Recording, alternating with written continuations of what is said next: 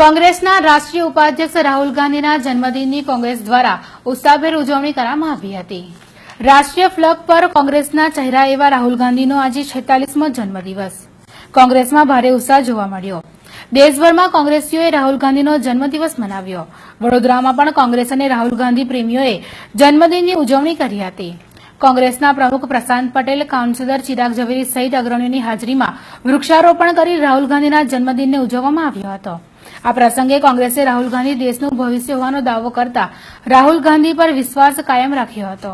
કોંગ્રેસનું નેતૃત્વ કરીને એક દેશમાં એક સારી દિશા બતાવવાની એમની જે વિચારશક્તિ છે, ગરીબલક્ષી કામ કરવા, રાજકારણમાં આવવું હોય તો સેવાના ભાવે આવવું, એ એમનો વિચાર છે।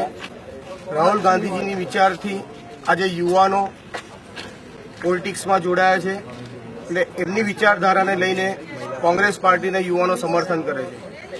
રાહુલ ગાંધી પાસે આ દેશના યુવાનોને બહુ અપેક્ષા છે, દેશવાસીઓને અપેક્ષા છે, કારણ કે એમની વિચારધારા એ કાયમ એવું કહેતા કે પહેલાં ગરીબોનું ધ્યાન રાખો, ખેડૂતોનું ધ્યાન રાખો, ગામનું ધ્યાન રાખો, ગામથી શહેર વસે છે, શહેરથી રાજ્ય વસે છે અને રાજ્યથી દેશ વસે છે।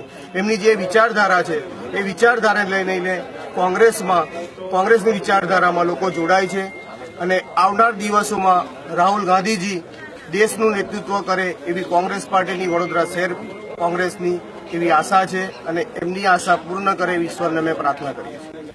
જ્યારે પાદરાના સેજાકુવા ગામ ખાતે પણ કોંગ્રેસ દ્વારા રાહુલ ગાંધીના જન્મદિવસની ઉજવણી કરવામાં આવી હતી। સેજાકુવા ખાતે આવેલ ટીએમ છાત્રાલય ખાતે જિલ્લા પંચાયત પ્રમુખ ઘનશ્યામ પટેલ, જિલ્લા કોંગ્રેસ પ્રમુખ નરેન્દ્ર મુખી સહિત અગ્રણીઓની હાજરીમાં કેક કાપી બાળકોને ફૂડ પેકેટનું વિતરણ કરી રાહુલ ગાંધીના જન્મદિનને ઉજવવામાં આવ્યો હતો। રાહુલ ખૂબ સારું એવું દેશ માટે કામ કરશે। રાજીવ ગાંધી એના પિતાશ્રીએ આ દેશની અંદર આજે આઈટી ક્ષેત્રમાં ખૂબ પ્રગતિ કરાઈ છે, આપણા દેશનું નામ રોશન બીજા દેશોમાં થયું છે। એવી રીતે આજે પણ એને આપણે ઘણા શ્યામ પિત્રોડા જેવા જે આપણને ટેલિફોનની ગામડે ગામડે સુવિધા થઈ એ એના પ્રતાપે છે। એટલે કોંગ્રેસના જે તે વખતે અત્યારની 125 વર્ષ જૂની કોંગ્રેસે ખૂબ કાર્ય ભારત દેશને ઊંચું લાવવામાં કર્યું છે, એને આહુતિ આપી છે આ દેશ માટે ગાંધી પરિવારે, એટલે એને ભૂલી શકાય નથી। એટલા માટે આજે આપણે આ એનું જન્મદિવસ ઉજવીએ છીએ।